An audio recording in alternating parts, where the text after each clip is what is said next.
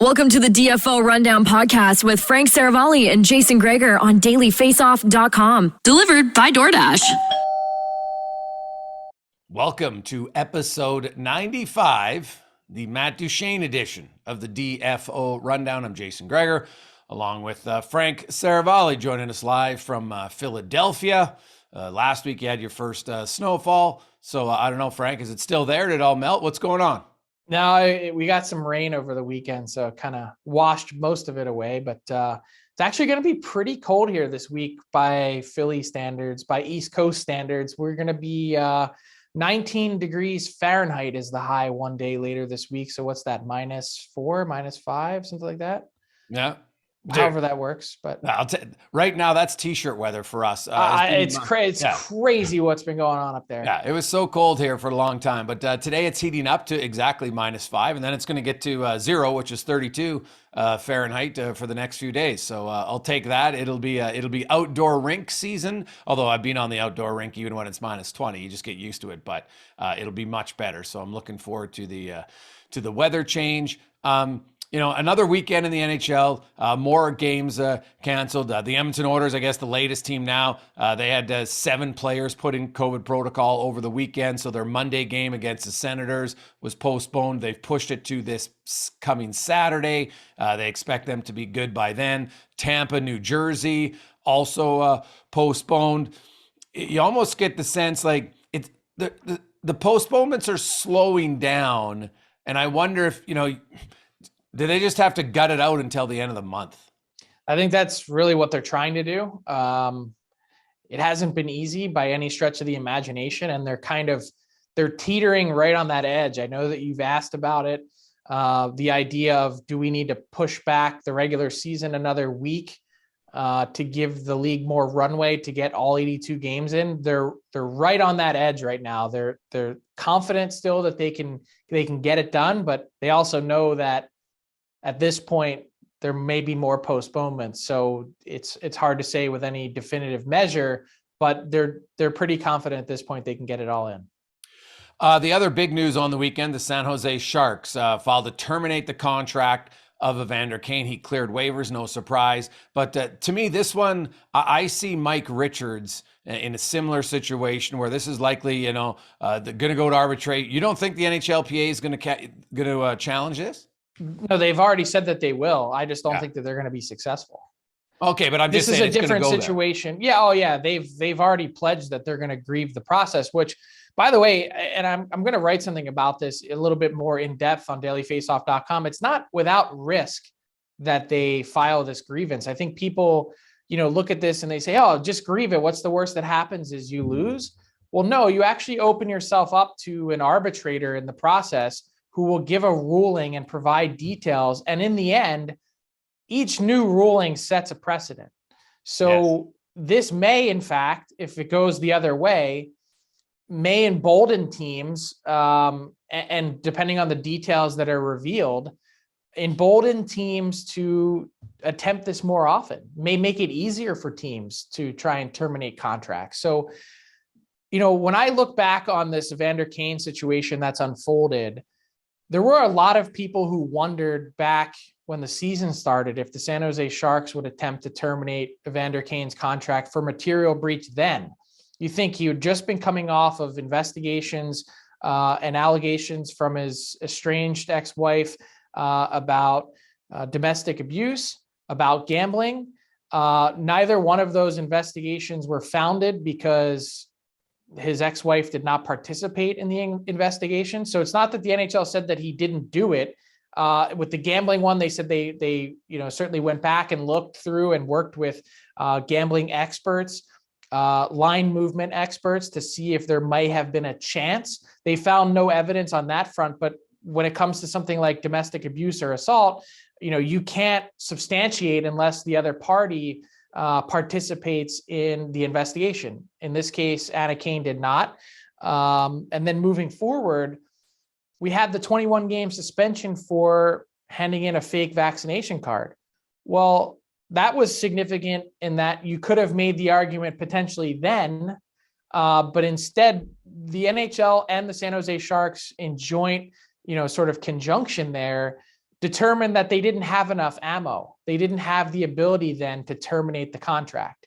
Now, after what allegedly happened over the Christmas break, Evander Kane entering COVID protocol with the AHL's San Jose Barracuda on December 22nd, he was alleged to have then attempted to fly to Canada at some point while he still should have been in quarantine. No one knows whether he made it to Vancouver or not.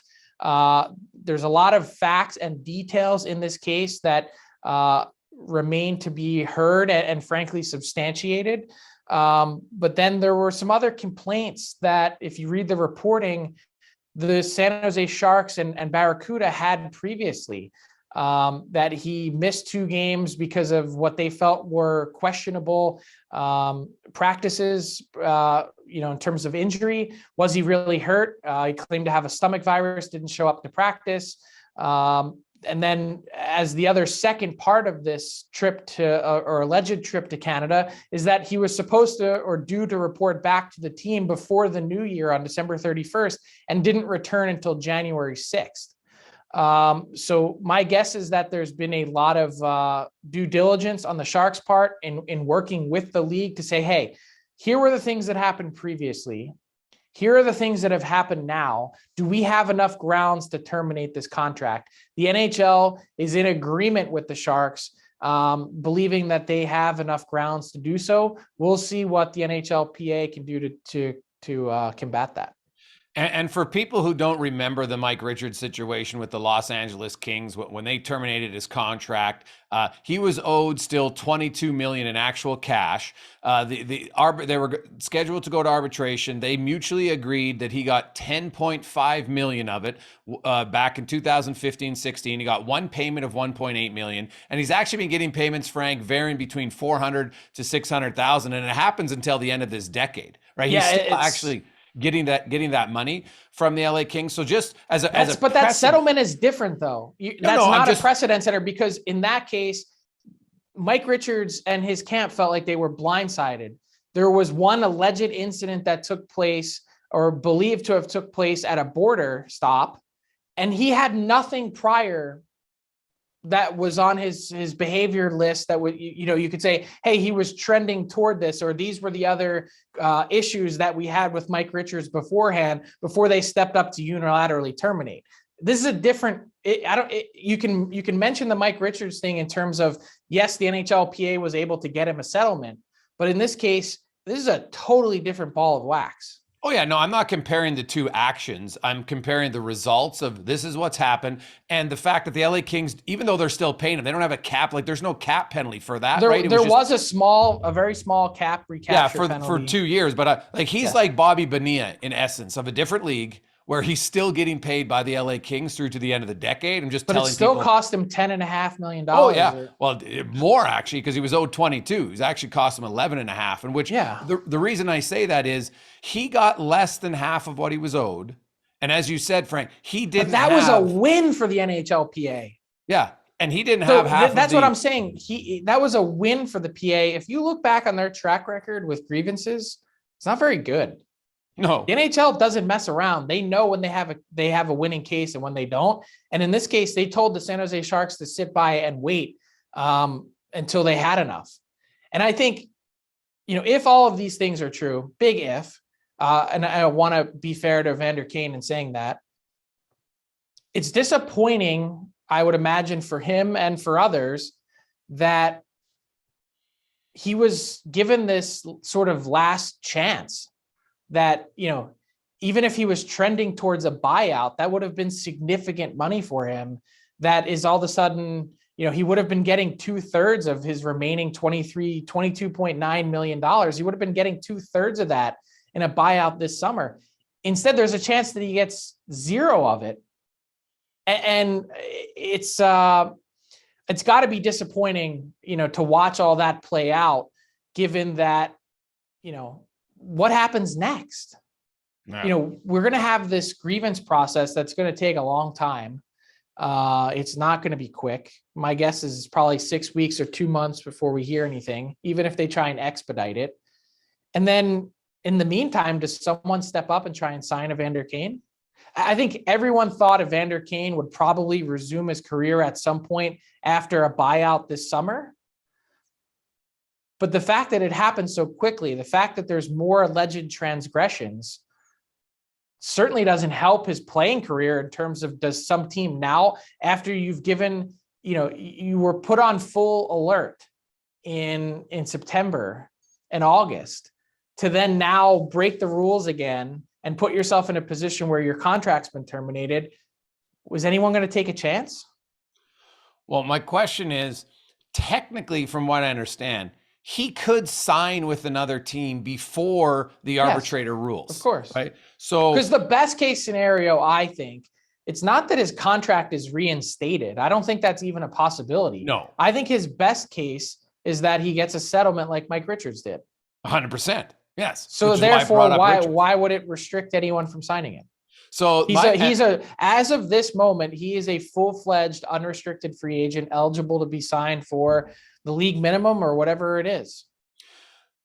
So when we talk, like, there's almost like two Evander Kanes here. There's the Evander Kane on the ice, but then there's the Evander Kane off the ice. And the issues are all off of the ice. When he played last season in San Jose, he was their best player. It really wasn't close by any standard. So when you look at a 30-goal scoring power forward who can skate, who's also one of the toughest players in the NHL when push comes to shove, there's just not many on-ice players like Evander Kane. Do you feel there's NHL? Because I'll tell you right now, Frank, I had 3 text messages from teams, saying, hey, what do you know about Evander Kane over the weekend? It makes me believe teams are at least going to be kicking tires here to say, is this worth it? They'd be dumb not to. Given what you just said, they'd be dumb not to do their own investigation. Because I think the truth of it always is there's 3 sides. There's the team side, there's Kane's side, and then there's the truth. And in this case, we don't know what that is yet. We don't have any sort of idea of where that might be trending. How steady was the ground that the San Jose Sharks decided to stand on when they pulled the plug on the contract?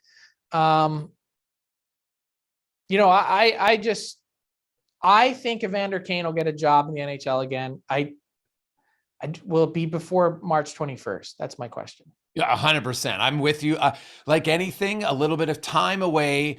People have more time to think. They wonder. I thought the summer would be perfect. You get the buyout, you collect your money, and you move on. Well, if indeed he ends up with nothing financially from this, like if I take a step back, it'll be the most expensive trip he's ever taken. Well, I try to look at the human element of Evander Kane. And Frank, when you consider when you went through it all, he was paying homes for his grandparents. Like there was a lot of people in his house, in his family circle that he was basically financially supporting. So there's a lot of pressure there when we look at it from a human element. That's why I said disappointing to a lot of people, not just financially, disappointing to Evander Kane, another hit to his reputation, disappointing to his family, disappointing to all the people that he supports, including his kid. Yeah, well, his kids for sure. Like, if you're supporting all your parents and your grandparents, we might have a whole different conversation. If that's fair for him, does he have to shoulder all that? Should they not be taking care of themselves? It's a conversation for a different day. But I look at him and say, man, to see that it fell apart like this now, and there's still the pending bankruptcy factor that you wonder just how much stress there'd be in his life. Now, maybe this is the final thing where all of a sudden it's like, wow, this is serious, man. I really screwed up. But why did it take to this point? Well, there's been other warnings that he's gone through already, right? Like his trade from Winnipeg was one. He gets to San Jose through Buffalo and has this fresh start and signs this massive contract. Mm-hmm. How many times and then to go through all of this, to go through the 2 investigations, then the 21-game suspension that cost him $1.75 million. How many more chances, how many more tries before you finally say, you know what, I'm going to play this straight. I'm going to follow every rule humanly possible. I am going to make sure that I am clean as a whistle. Yeah. Wow. You look historically from a lot of humans and until they hit rock bottom, they continue to make the same mistakes. And maybe this is it for him, Frank. I was just saying, how are any of those previous things not rock bottom? For most people, they would be. Because probably he still had the contract, right? Now he doesn't have a contract. Like that's 28 million potentially out the window for nothing. So maybe, I don't know, maybe that's it. I don't know. I'm just talking like that's a pretty significant one. And I'll say when we talk about it, and I want to make sure, again, we're being fair to Evander Kane. That's the exact conversation teams are going to be having. Why didn't you get this in August or September? Why did it take you to be hit over the head again and in a much bigger way for you to get it? Oh, 100%. And the other thing, Frank, if a team signs him, and I do believe a team will, I think Evander Kane 1 and 2 year deals are max what he's going to get, because then a team doesn't feel there's not a risk. A 2 year deal for a while. Yeah. So, and you know what? Lots of guys go. I don't think he's getting much more than a minimum salary either. For the first year, for sure. I would agree with that. He'll have to have a show me contract, no question. And I don't know that anyone's going to be willing to commit major term and dollars, or major term. Term, I think, is a non-starter. I don't think that's going to be an option. And so then it's going to come down to, do you want there's going to be a team potentially, Frank, that's going to sign Evander Kane for $750, $1 million. Let's just, round numbers, whatever it is.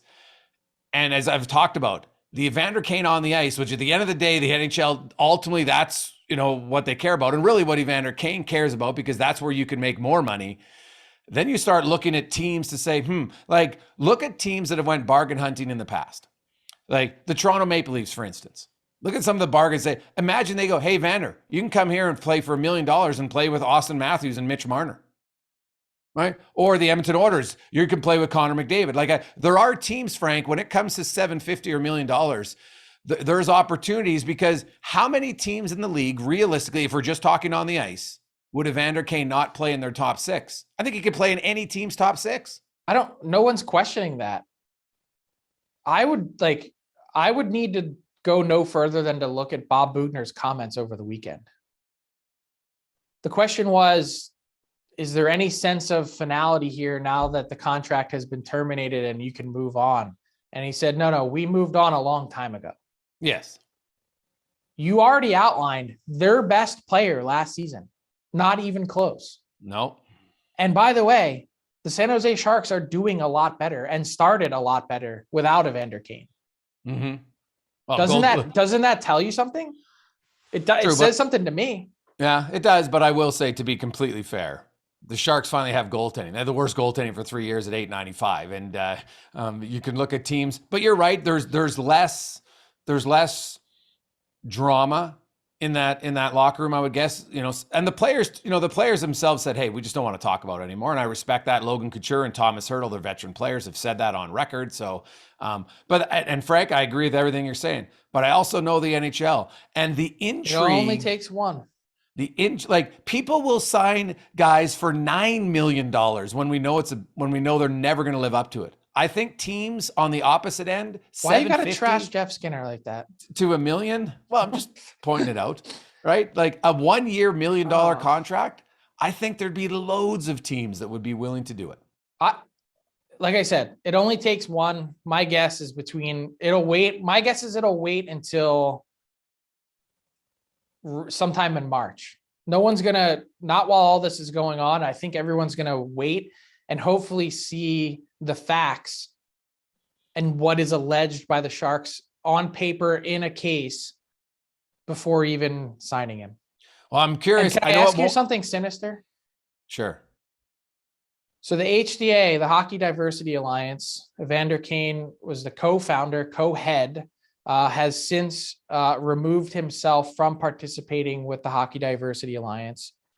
They come out with their campaign with Budweiser Canada on Saturday. If you haven't seen it, I urge you to check it out. I wrote a story, talked to Wayne Simmons and Akeem Aliu about it. There were some, I don't want to call them allegations, but clearly the HDA embarrassed the NHL on Saturday with some of the things that they said about the NHL and the NHLPA's lack of participation in the campaign. So my question to you is this. Was the timing of this, the NHL knew all week that the HDA was coming out with this campaign on Saturday. Was the timing of Evander Kane's contract termination time to embarrass or attempt to embarrass the HDA. Well, the fact that he's no longer a part of it, he's still on their website, and he was still their co-founder and still their guy that represented them in so many meetings with the NHL over the past year. I'm just saying, I'm not a conspiracy theorist. That coincidence is not lost on me, especially the fact that a lot of these things were alleged to have occurred in December, and it's now January 10th. Either they went through the longest fact-finding mission possible before pulling the trigger, which is certainly, possible because they want to make sure that all their T's are crossed and their I's are dotted, or this was time to try and, give the HDA a bad name on a day that they had a big thing going for their campaign. Yeah, well, you had mentioned that flight to that alleged flight to Vancouver in January. Maybe that it was December. It was in December. Yeah. But so that's another one. I'll say this. I would, and that's fair. I would look at it the other way. Does the NHL say, hey, terminating a player's on a day where the HDA is going to be the main story, maybe we just slide this in knowing it won't get talked about as much, or hoping that? Maybe. I think it's all part of it. But anyway, just a little thought on my end. That's an interesting one. So for fun, Frank, I know your trade board comes up all the time. Now, it's not a trade, but it is essentially like an acquisition. So how would you put it when we get into the week before the trade deadline? Is Evander Kane going to be at the top of the trade board? I don't think so. He's not at the top of any list, I don't think. Okay. But it's funny. In terms of want? Yeah. In terms of need, yes. In terms of want, I think any manager is going to be pretty nervous to pull that off. True. At the same time, and look, I'm not even saying that they shouldn't. All I'm saying is, and I think the whole sport, and in fact, all sports need to have this conversation. Are we trying to build a team of good guys, or are we trying to win a Stanley Cup? What is our mandate here? Yeah. And I think at times it's going to mix both. It should. That's how life works. It's not black and white. Yeah. Which I could see. I'm going to say, I think Evander Kane will be on an NHL roster before the end of the season. Before the trade deadline or before the end of the season? Because you can't play in the playoffs if you're not on the roster before the so trade. Well, if you're Evander Kane, you're either going to sign before the deadline or you'll wait till the summer, because I don't think Evander Kane wants to go play for 2 months and then sit out the playoffs. Unless he signs with a team that's not going to make the playoffs. I think sending the message to Evander Kane that you can resume your career in March after what this last 6 months has been like is the wrong message. I think if you want actual change from Evander Kane, you need some time away. Well, Frank, I agree with you, but I also think it would be the worst thing for Evander Kane, the person, for someone to throw him a lifeline and say, come back to the NHL. Yeah, enabling him in essence. That's fair. It says whatever you've done in the past doesn't matter because you're a good hockey player, and that's it. And again, all alleged. I just think to, some other really controversial situations that have popped up. The Montreal Canadiens drafting Logan Mailloux. He came out and said, "I don't think I'm ready for this. I'm asking all 32 teams to pass on drafting me." One team didn't listen in the Montreal Canadiens, who, by the way, Mark Bergevin, back in the NHL with the Los Angeles Kings as a consultant after exactly 6 weeks since he was fired by the Canadiens. But Logan Mailloux says, I'm not ready for this. Give me a year to figure this out and be better, go through counseling. It's not his fault the Canadiens don't listen, but that's a teenager coming out and saying it. What is Evander Kane going to say the next opportunity we have to hear from him? I'd be surprised if he said, don't sign me this year, but we'll wait, Frank. We will wait. Let's get to Tyler Yaremchuk with buy or sell. Yes, let's jump into a new edition of Buy or Sell presented by our friends over at DoorDash. Ding dong, promo code RundownDD gets you 25% off and no delivery fees on your first order. I got 4 lined up for you guys, starting with, the gentleman we were just talking about, Evander Kane. It's point blank. Buy or sell on Evander Kane being on an NHL roster at the start of next season. Jason? Oh, I'll buy it for sure at the start of next year. Yeah, they'll have all off season. They can talk at bare minimum. I think he might be there in March. So for sure next year. Yeah, I'm going to buy next season as well. All right. Number 2, John Klingberg came out over the weekend with some comments, and maybe not to steal a term from you, Frank, a soft trade request maybe out of Dallas. Not exactly sure the best way to word that, but buy or sell on John Klingberg being traded in the next 30 days, Frank? 30 days, sell. Yeah.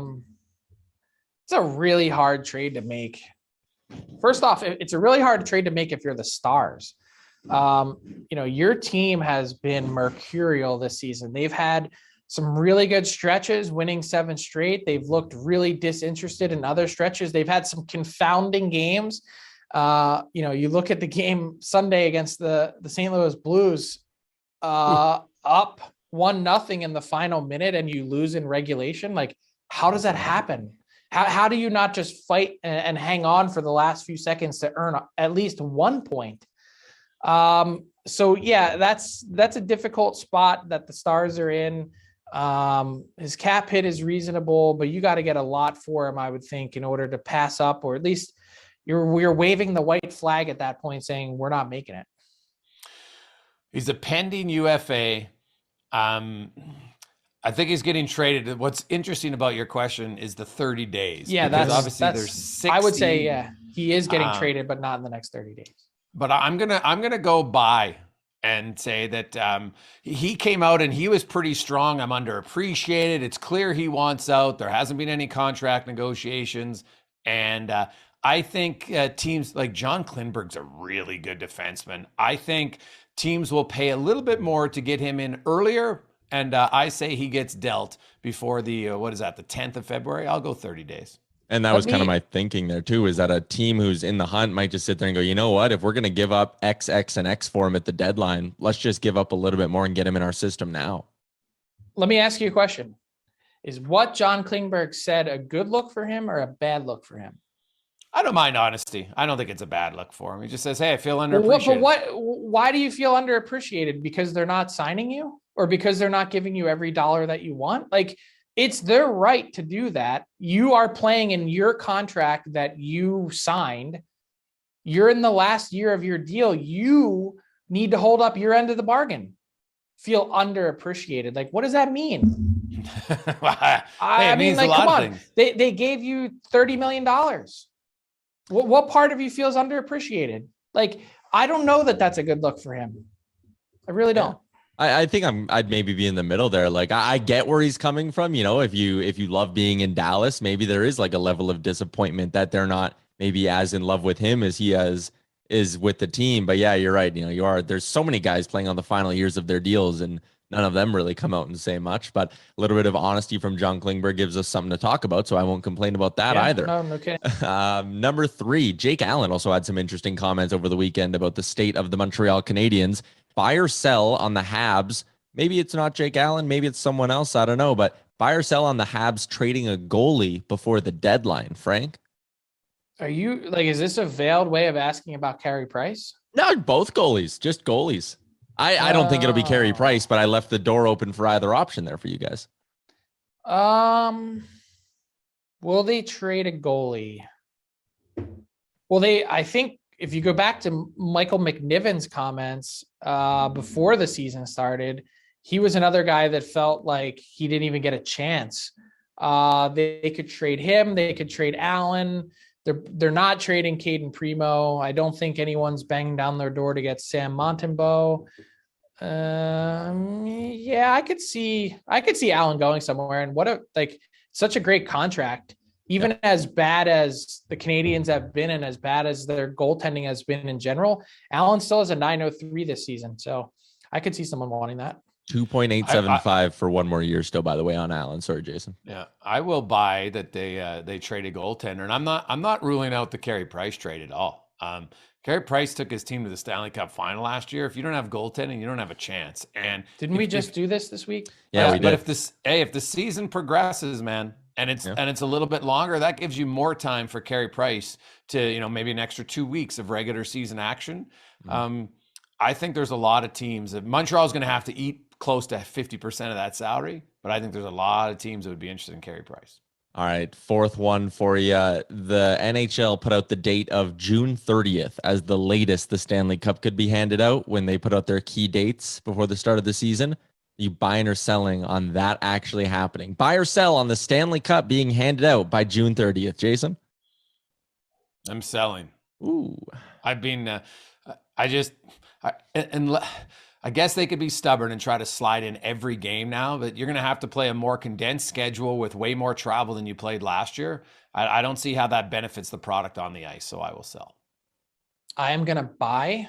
I think they're going to do everything they can to wedge it in, and I think that potentially includes, if needed, including back-to-back games in the playoffs just to get it done.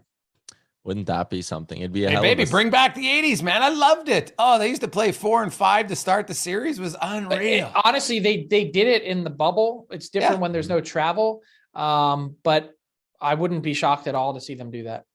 They know they need to get back to a normal hockey calendar. And, the easiest way to do that is get your cup awarded. And then you just hope for short series. Yeah. Hope for a bunch of sweeps to get things back on track. That's a good plan. All right, let's wrap it up with our PointsBet bonus question, who, by the way, PointsBet literally minutes ago, as we're recording this, announced a new partnership with the NHL Alumni Association. Going to be some really cool stuff going on between the Alumni Association and PointsBet and us. We're going to have some stuff on that over at Daily Faceoff and across the Nation Network for the next while here. But your PointsBet bonus question: Colorado Avalanche, they are red hot right now. 9 wins in their last 10 games. They're taking on the Seattle Kraken tonight. And to get the Avalanche anywhere near even money, you have to bet on them minus 2.5 goals. They have to win the game by 3 or more. And it's at plus 115. So that's your PointsBet bonus question. Can the Avs win? It's one of the biggest spreads we've seen all year. Minus 2.5 goals. Avs Kraken. Frank, you on a side there? I'm taking the Avs. They just whomped on the Winnipeg Jets 7-1 last week. Why can't they do it against the Kraken? Fair enough. 100%. They're rolling, man. They are rolling. And which leads me to a perfect segue that we're going to get to right after this segment now that you brought that up. But yes, I will buy on the Avs winning by 3. There you go. That is going to do it for another edition of Buy or Sell. Shout out to DoorDash and PointsBet.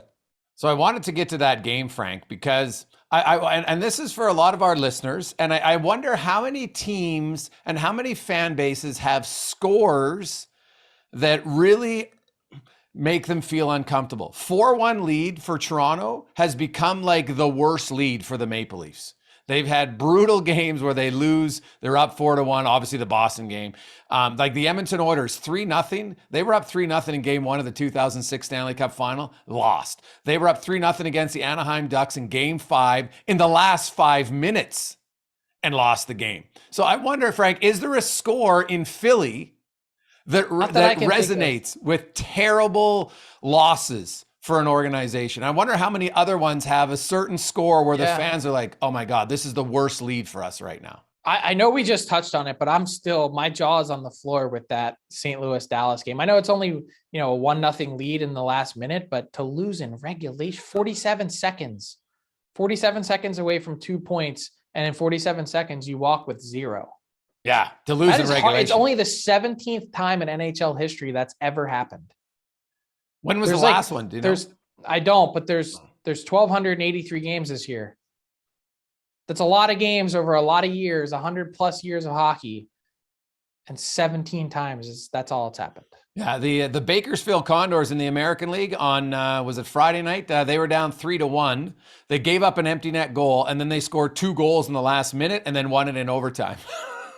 So but their opposition, Abbotsford, was only playing with 15 players, so I'll give them a little bit of a caveat to that. But I do wonder, do the Flyers, like when you think of bad beats, do the Flyers have like a bad beat score that you remember of like terrible losses? I don't know that it's necessarily about a score. Like it's more just things that have popped up. The Leon Stickle game. I don't know that maybe I'm just not old enough to remember. I don't know that there's any crazy score that stands out in infamy. Yeah, well, let us know at Daily Faceoff on Twitter for your team, because I just watching that 4-1 game for Toronto, just like, ooh. Now, hey, it's a regular season game. It's not like it's a playoff game. I understand it, but that's just a score that seems to not resonate well for them. 3-0 for Oiler fans. Like any game that's 3-0 now, Oiler fans get jittery. They don't like it because they've had some heartbreaking losses over that. So I'm curious around the league for certain teams, what's the score that has your fan base not comfortable when your team is leading? So you can get us at Daily Faceoff, at Frank Saravalli, or at Jason Gregor. Quickly, Frank, we talked a lot about Evander Kane. We got Trevor Daley coming up momentarily, talk about the HDA, his time with the Pittsburgh Penguins, also moonlighting in the ECHL. Geez, that's kind of a power move for Daley. Just Crazy. Skips right over men's league and wants to get back in on the ECHL. But every week it goes on. Are you more surprised at the gap now? Like, and I'm going to use the number that you like the best, points percentage. Look at the points percentage of the top 8 teams in the Eastern Conference, Frank. Boston is 8th and they're at like 616. The next closest is Detroit at 500. Like, the race seems over. It's over. And, like, it's crazy. What's crazy is the difference between the two conferences. And I was talking to an Eastern Conference executive about this over the weekend. He said there's not going to be any intrigue at all in the East over the last number of months of the season. And it's not just because all 8 are decided. It's because all 8 are not really separated by a whole lot. There's not even really any incentive to try and win your division. So that's part of it. And then you look at the West and it's a total dogfight to get in.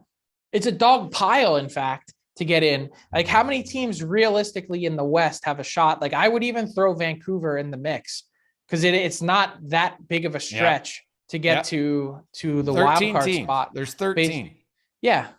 It's the exact opposite. You probably want to win your division in the West because that means you're going to get one of the wild card teams who might have a 200 points percentage difference between you and them. Well, Frank, this allows me, again, to pump the rule that should be abolished in the National Hockey League. When it's obvious and it's 4-4, and you just outlined it perfectly, there's no benefit. The NHL wants divisions. There should be zero chance of a crossover. There should be 4 Atlantic teams and 4 Metros. When it's 4-4, I like the crossover. But why?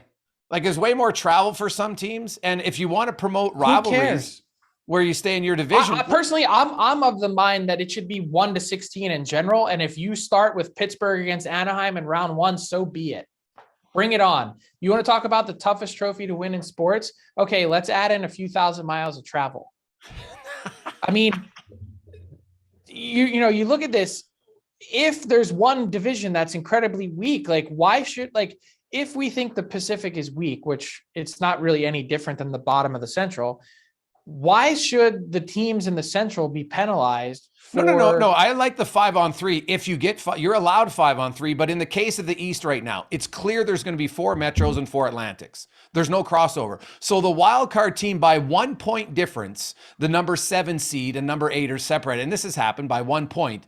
Now they cross over. To me, that's dumb. Like, okay, but like, how do you account for that? You can't.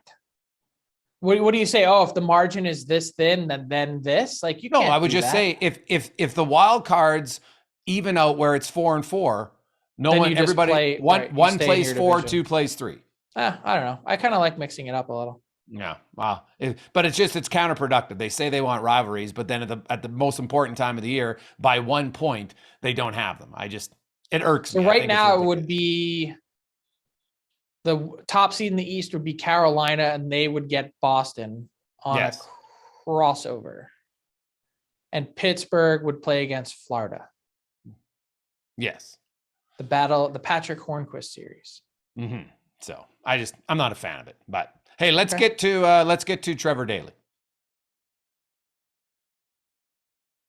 Our next guest is a 2-time Stanley Cup champion and one of the key acquisitions by Jim Rutherford that helped produce those 2 cups for the Pittsburgh Penguins. He also played for the Dallas Stars, the Chicago Blackhawks, and the Detroit Red Wings.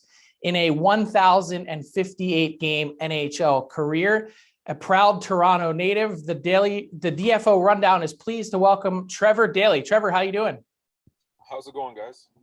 Really good, thanks. I got to ask you first and foremost, how are you feeling after 2 years off the ice? I'm not sure that the casual hockey fan realizes how much COVID-19 has wreaked havoc on all levels of the pro game in terms of rosters. You hopping or pressed into duty this weekend with the Florida Everblades in the ECHL. What was it like to get back out there?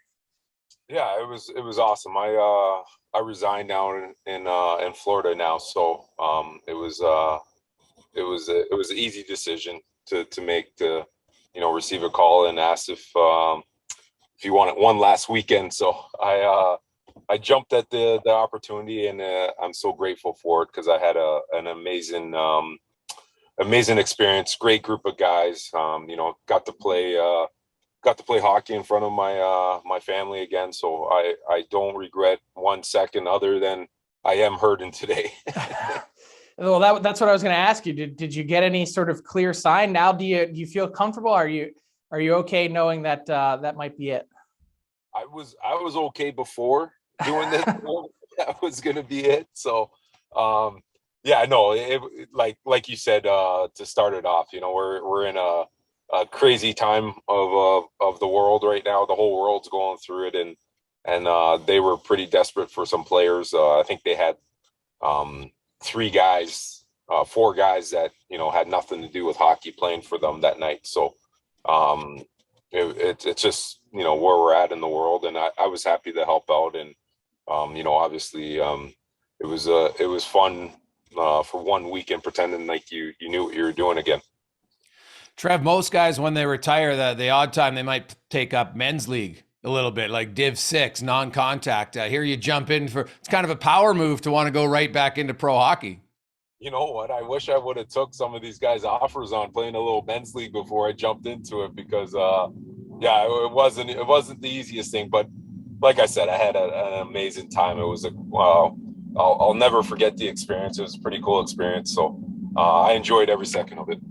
Now, Trevor, you're also part of the HDA. That a big announcement this weekend with and the video from the Hockey Diversity Alliance.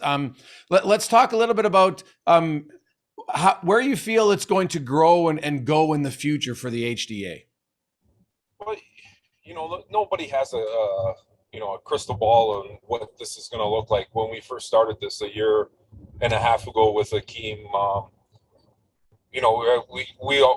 all we had was hope, and that's all we still have is hope that, this will take and people will buy in, and we could help kids do what we did. That was our goal from day one, when the 8 of us committed to being a part of this. We wanted to give back and make this game better, because this game gave us all a lot. There was a lot of ups and downs in this game, and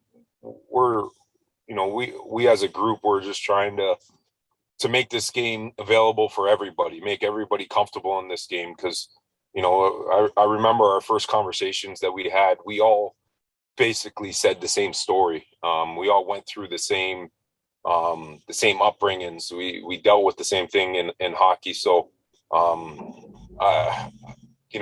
to answer your question, do I know what this is going to look like? None of us know what it's going to look like. We all have hope, and we hope everybody else follows along with it. So, Trevor, you weren't actually in the campaign itself on video, but obviously played a big part in your role with the HDA to help get this campaign with Budweiser Canada off the ground. When you watch the finished product, what stands out to you? Powerful. Like, it's just special, just seeing the guys in the video. I know stories, I know what they've been through, and I know what our end game is that we would like to see. And it's for our youth. It's to grow this game and to make this game equal for everyone, where everyone can play. So it's special. It's powerful. I've had so many messages sent to me, just people telling me how powerful it was. So hopefully that keeps growing, it never ends. And this game gets bigger, better, because it's the greatest game on the planet. Did you guys happen to get any reaction from the league itself? I saw a statement that they had put out, basically just applauding you guys for your efforts, but clearly, the NHL and the HDA aren't working together or not on working terms, based on the statement that you guys had sent out last year. Did you guys get, as a group, any response from the league? That I know of, I don't know. I don't think so. We kind of set this thing up where there's people in place that are, pulling a lot of weight right now for this, and I don't think so, but I don't know that question either. So, Trevor, when you look at kind of, you admitted you don't really know how it's going to go, and I appreciate that because it's a difficult thing. It's really kind of still a reflection of society, I would assume, as well, because if you hear that in hockey, you're likely hearing that maybe on the schoolyard, as young kids, or playground or wherever.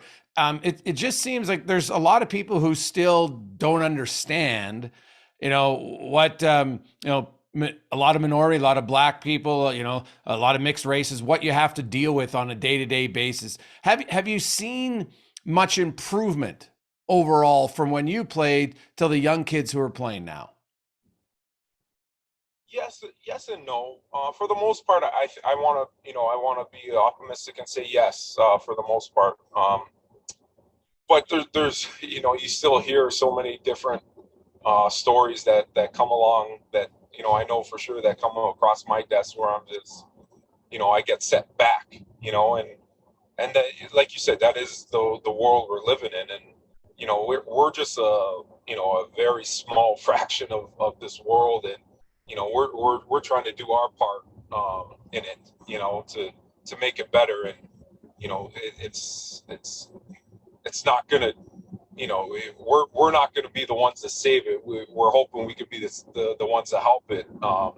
It takes a village to get things done. So,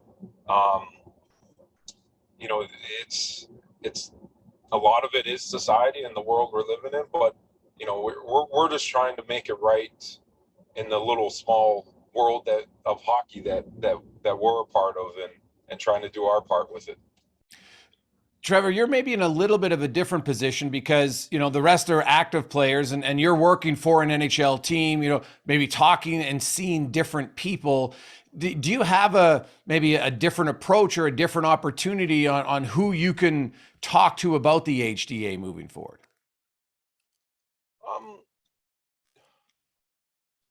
Maybe in a way, yeah.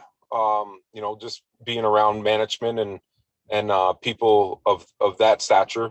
But it's about the players. Everybody comes to watch the players. The players are the product. The players are who's going to help move this thing further. If you get buy-in for the players, everybody else is going to follow. That's the great thing about our game and about sports is people pay money. Kids want to see the players, and that's who's gonna be the big key to getting this thing moving forward. Trevor, I also saw you guys got buy-in from other people, other players in other sports. Marshawn Lynch was among those that retweeted the campaign over the weekend. Do you guys have a sense of the support that you have from the other sports, the NBA, the NFL, Major League Baseball, in terms of their players helping amplify what you guys are doing? Yeah, I think so. Yeah, when you think about it, like we're trying to help the game. Like we're trying to help kids have opportunities that a lot of us had, and I find it hard to just figure why that's not, why it can't be a lot easier, to do. I really do, and I don't know. That's just the way I am, but. The support we do get, it's amazing. It's just, you just wish sometimes everybody would support it, because it's really, when you think about it, it's not really a bad thing we're trying to do, Mm-hmm. I wanted to ask you about your role, and Jason was just hinting at it. Hockey operations advisor with the Pittsburgh Penguins. It sounds like sort of ambiguous title. Tell us what it means. What are you up to? I know you're traveling a bit later. You'll be going back up to Wilkes-Barre. Do you work with some of the younger players? What's your role with the team? Yeah, so right now I'm mostly just working with some of our young D prospects. Some kids that we have in the system. We got some really good young D that we drafted here the last few years. So I'm just working with them, trying to give back to them however I can from some of my experiences that I had and some of my knowledge that I think I know. But it's been amazing. I've always loved, even when I played, I loved working with the young guys. I love watching them come up and grow into young men. So this gig for me, it's a fun gig, and I'm really enjoying it. Trevor, there's lots of people who understand the game, but then maybe aren't great at communicating it, right? Like you can have a lot of information, but then you want to make sure that you get that information out there, basically coaching. How has that been for you? What's been maybe the biggest challenge or surprise when it comes to like a coaching development role with young players? Yeah, no, you're absolutely right. Just because you played the game doesn't mean you could teach the game. And I've had some great teachers along the way that helped me. And in this in the job that I'm in, if I don't know, I'll ask. Before I say anything to these guys, and I want to make sure I come across the right way, and I'm telling them something that they could benefit for. So I asked a lot of questions. I'm still learning. I'm a big believer in, I don't think anybody knows the right answer. There's always something better out there. So I'm always trying to get better and always trying to make sure I'm helping these guys the right way. Will you be showing them any tape of your games this past weekend? That would be a negative. I will not be showing them any of that tape. Because I'm wondering, like, if for fun, if they went over Trevor Daley's tape from the weekend, what would you like about it as a coach? And conversely, what would you have needed to work on? I would make a lot of excuses. Trevor, you had a 16-year fantastic career. You just turned 38. You're still a young guy. You're obviously dabbling in with the Penguins in terms of your role. What do you want to do? Like, what's your next career? Is there going to be one? What do you want to get into? Well, I love the management side of the game. I love what I'm doing right now with the development part. I don't have really much interest in the coaching. I don't like any of those coaches. They're all terrible. No, I really enjoy the management side of the game, but I have a young son that's trying to come up in the game and wants to be a hockey player and loves the game. So I think the next few years I'm going to concentrate on him and give back to him. And I left home when I was 15, so he's 13 now. So it's I think I'm going to focus on him a little bit for the next couple of years. I love that. How much did you learn from Jim Rutherford? Obviously, he brings you on staff and traded for you. I was just thinking back to that trade, December 2015 from Chicago, and Chicago had just given up a bit to get you, trading Patrick Sharp and Stephen Johns to Dallas. And what I was just curious, two-part question: why do you think things didn't work out in Chicago, and what have you learned from Jim Rutherford previously in working with him while he was in Pittsburgh? So the first part of your question, I wish I knew. Chicago was an amazing experience. When I got to Chicago, I remember saying, there's a reason why these guys have won, 3 cups in 5 years. They had a great, they had some great players with some really good people.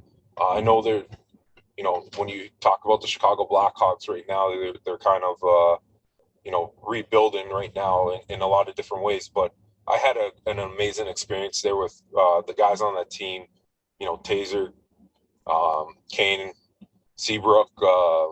Those guys were amazing people. So I enjoyed every second of being in Chicago, other than when the puck dropped. But I wish I knew why it didn't work out. I just don't. But the opportunity that Jimmy gave me coming into Pittsburgh, with a fresh start, it was just, the timing was amazing.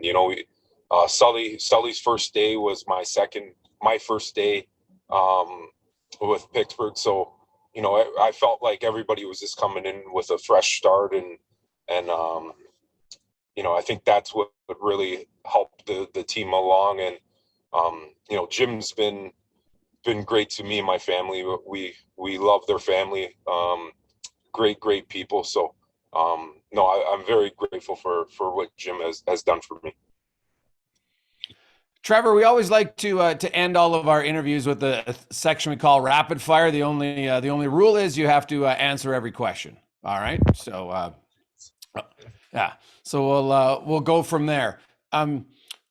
When Trevor Daley's sitting down, maybe on in the Florida Everglades after a hard day of work, or recovering from playing, in the ECHL, what is your cocktail of choice? Tito's. Love it. What is that? Tito's Oh, vodka. Tito. Oh, Yeah. Tito's. Okay. I thought I said Pedos. I was like, oh, is this some new beverage? All right. Now, so Tito's on the rocks? No, I'll mix it with a little bit of water or some soda. Okay. What would be the ultimate end goal for HDA?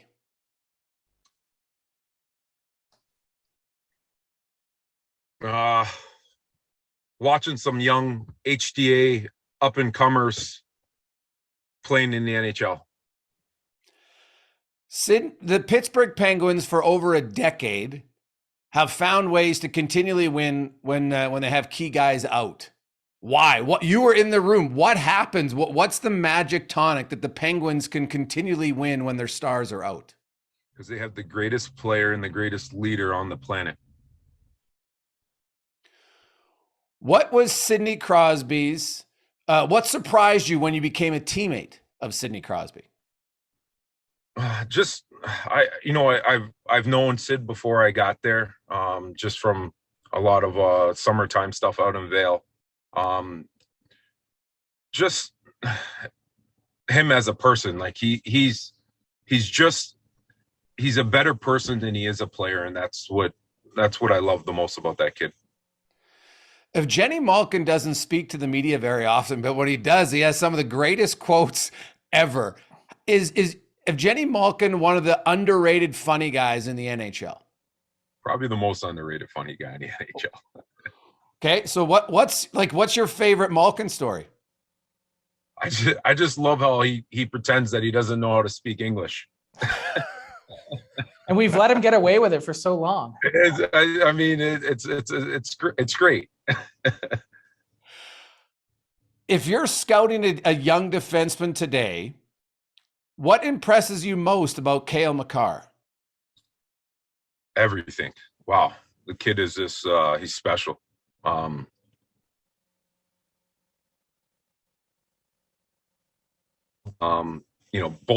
sides of the puck.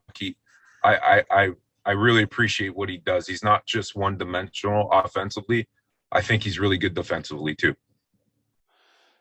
Have you inherited Berkey's style? Do you wear the tie untied around your neck? Absolutely not.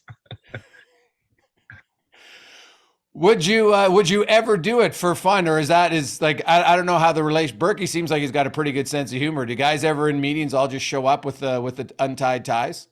I think the development staff had some pictures out there with when Berkey first got there with their ties untied there, looking like Berkey. But we'll leave that look for Berkey though.